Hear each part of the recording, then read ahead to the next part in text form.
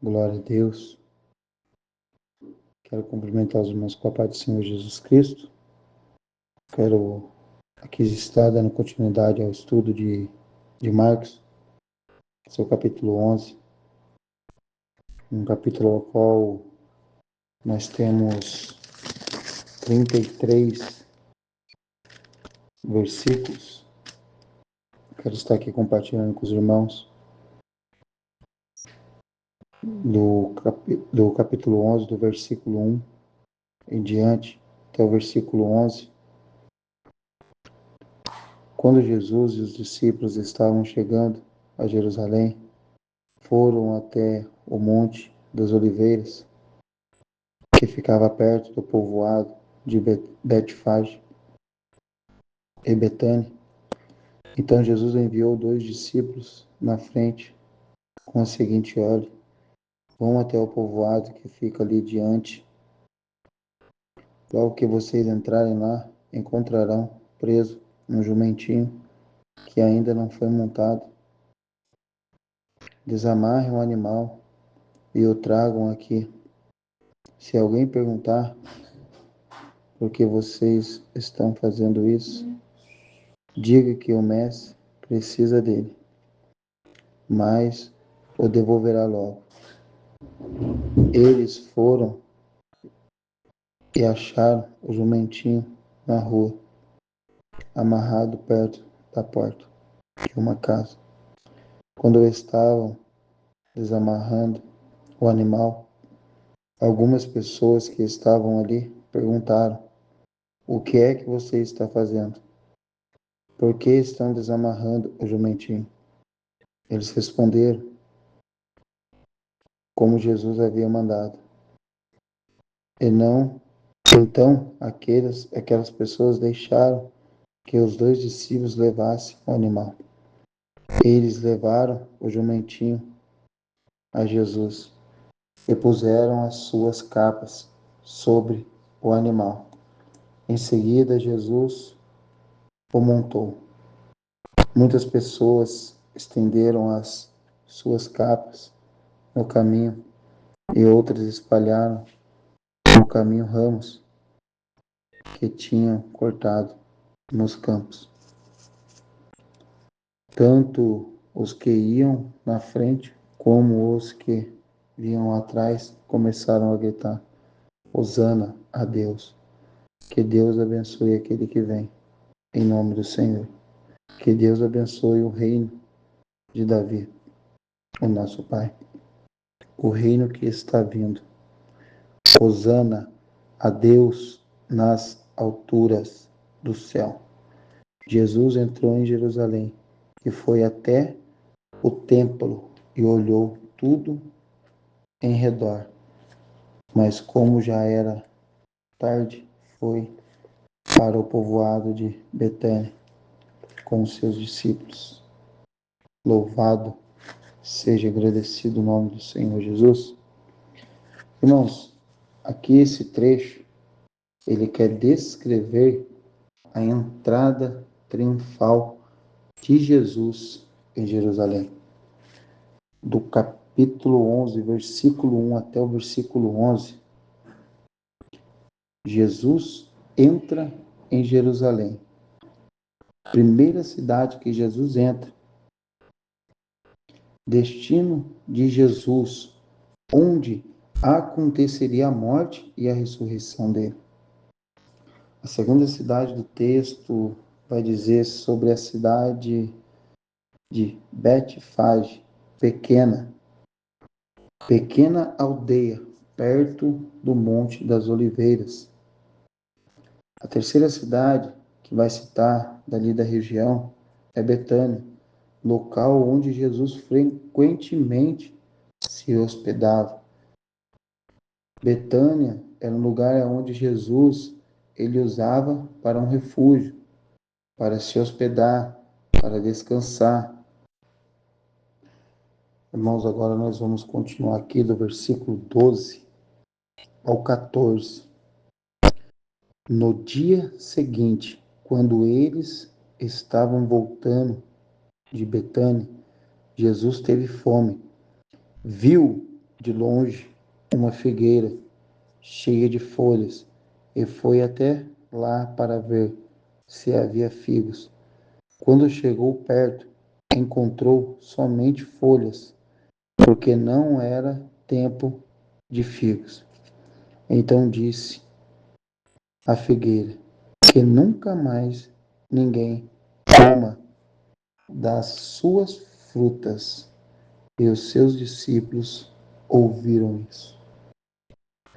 Irmãos, Jesus usa essa expressão da figueira porque parecia saudável por fora, mas não tinha frutos.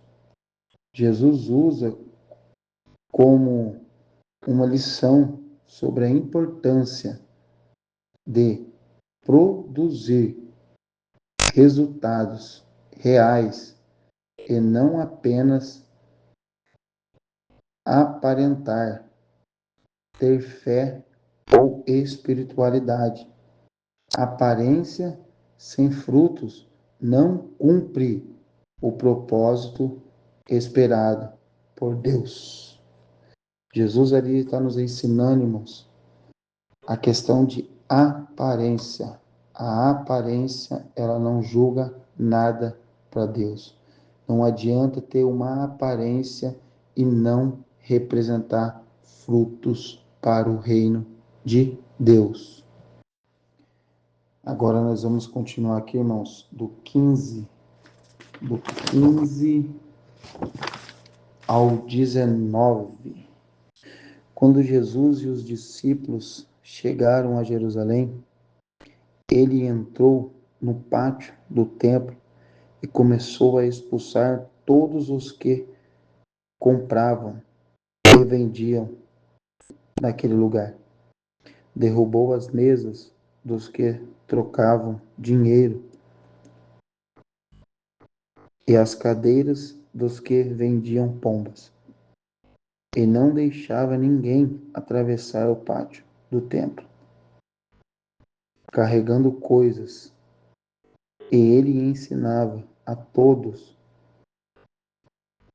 assim. Nas Escrituras Sagradas, até é escrito que Deus disse o seguinte: a minha casa será chamada de casa de oração para todos os povos. Mas vocês a transformaram num esconderijo de ladrões. Os chefes dos sacerdotes e os mestres da lei ouviram isso e começaram a procurar um jeito de matar Jesus. Mas tinham medo dele, porque o povo admirava os seus ensinamentos.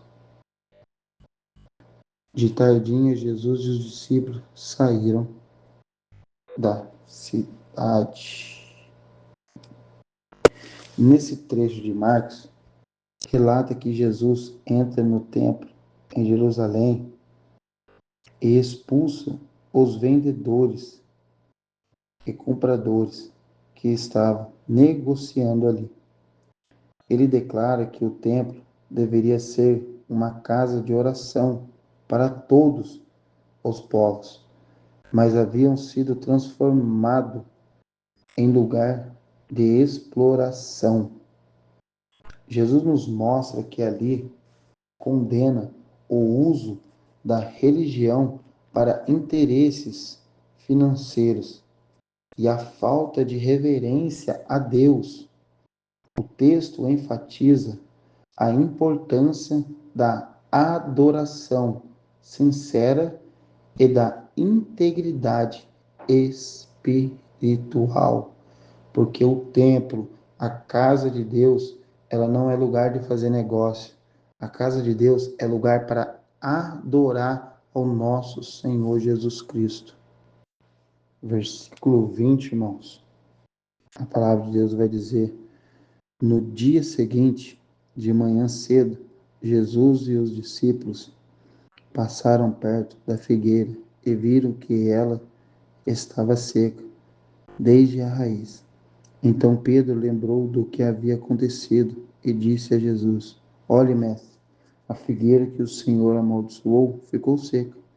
Jesus respondeu: Tenha fé em Deus. Eu afirmo a vocês que isto é verdade. Vocês poderão dizer a este monte: levanta-se e jogue-se no mar. Se não duvidarem no seu coração, mas crerem que vai acontecer o que disserem, então isso será feito. Porque isso eu afirmo a vocês: quando vocês orarem e pedirem alguma coisa, creiam que já receberam, e assim tudo lhes será dado. E quando estiverem orando, perdoem os que ofenderam, para que o Pai de vocês, que está no céu, perdoe as ofensas de vocês. Se não perdoarem os outros, o Pai de vocês, que está no céu, também não perdoará as ofensas de vocês. Irmãos, aqui no versículo 20 ao 26, Deus nos ensina nesses versículos, aleluia,